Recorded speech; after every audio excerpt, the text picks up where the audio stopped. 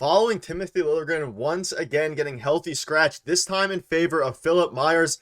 His time is up as a Toronto Maple Leaf, and a new report from Elliotte Friedman has revealed some very interesting details surrounding Liljegren and a trade. We're going to break down that exact report and discuss what it means going forward for the Toronto Maple Leafs as they prepare for another week of brutal games ahead. So stay tuned for all that on this episode. But before we get into it, quick reminder to hit the like button if you're enjoying the daily content. Let's try to reach 200 likes on this video. Thank you guys for your continued support on the streams and, again, the videos. But Darius, there's a lot to go over today. Obviously, the Leafs had an interesting game yesterday. They lost to the Boston Bruins. We had a live stream late last night, so shout out to everybody who tuned in.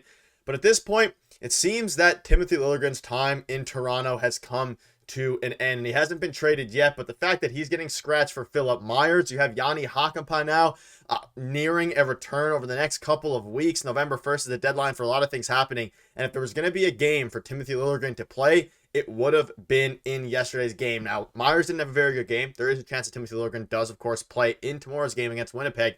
However, I suspect Connor Timmins will get back in there.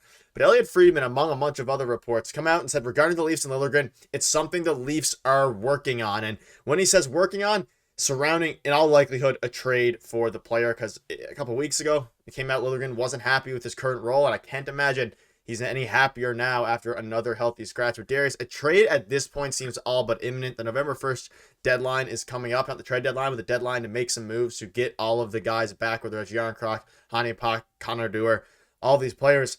I think his time in Toronto is up.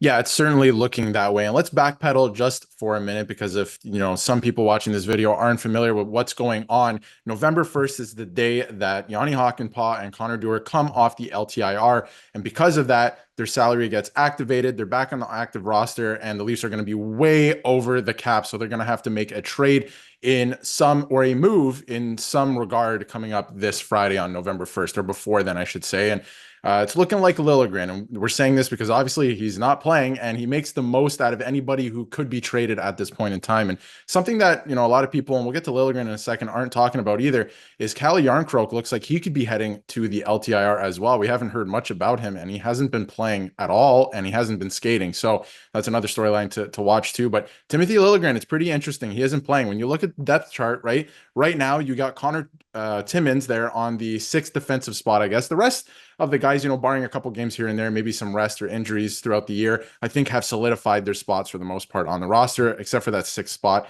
It's Connor Timmins. Obviously, we saw it yesterday. Now it's Philippe Meyer under him. When Jani Hakanpää gets activated, Hakanpää is going to be in between those two. So where's Timothy Liljegren? He's all the way at the bottom of that list now. So, he makes $3 million, right? And we were talking about it during the summer when they signed it. It was pretty puzzling. I didn't know why they signed it unless it was a sign and trade. He's still here, and it's looking like they're working on it, and he's going to be on his way out. And there are a couple teams at this point in time, which we'll get to, that could really use a guy like Timothy Liljegren right now. So it sounds like it's going to get done sometime this week. Yeah, now whether that is going to be in the form of the Utah hockey team, we'll see. So obviously there's a bunch of different teams linked. The funniest Liljegren outcome would be that he gets traded to Utah for Alex Kerfoot. It would make for an entertaining day on this website. And again, Utah has been a team that's been brought up a ton. Obviously, there's been some, Chicago Black, just a lot of different teams that could want to take part in the Timothy Liljegren upside that he, at this point, seemingly holds.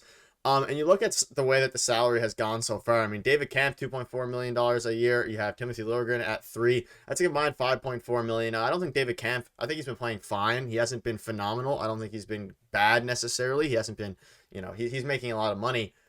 But at the same time, Timothy Liljegren at $3 million AAV. I'm not sure why they signed it if they thought that he was going to, if they had any inclination that he was going to be a healthy scratch for 7 out of the 8 first games of the year. Now, maybe it's because it's easier to trade. And again, that's what kind of Michael says here. I'm not sure what the plan was with Liljegren when they signed him to the summer. How do you go from awarding him a 2-year deal to healthy scratching him versus a guy like Philip Myers? What was the point of bringing him back? And it's a very interesting point here. And we didn't really know at the time of the signing.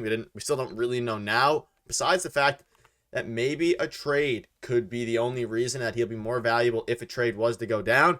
And everybody at this point agrees that a Liljegren trade is certainly coming, and it just makes all the sense in the world. And I don't mind a potential, whether it's Kerfoot or some other guys, which we'll get into here. I wouldn't mind, a trade, especially to Utah. They have some intriguing pieces that could work for both sides.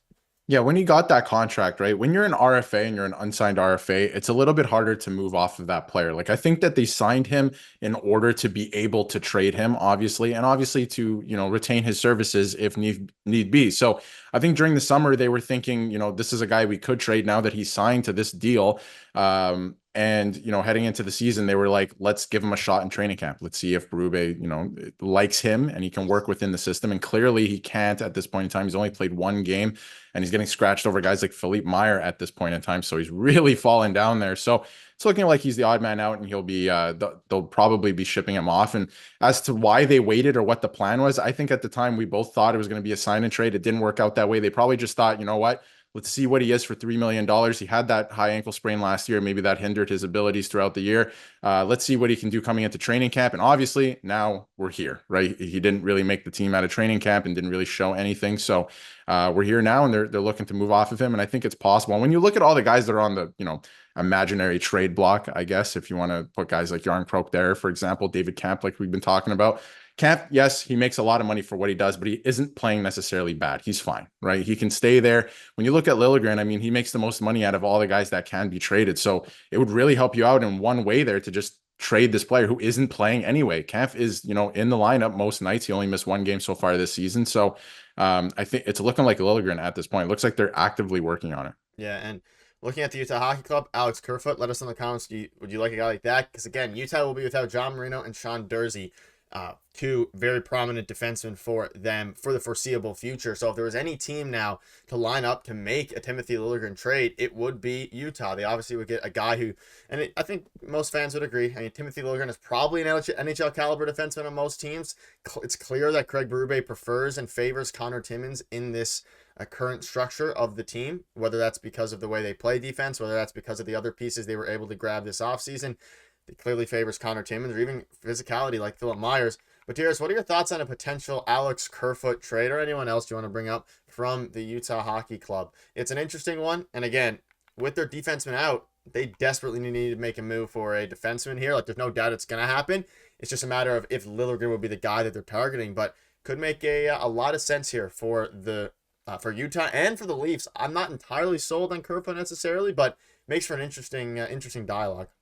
I wouldn't take Kerfoot back in this trade. This makes perfect sense, this trade for Utah, in terms of them getting Liljegren, because they're missing two really good defensemen, two right shot defensemen as well. So it makes perfect sense because Sean Durzi's out for almost 6 months at this point too. So that's a big blow to them.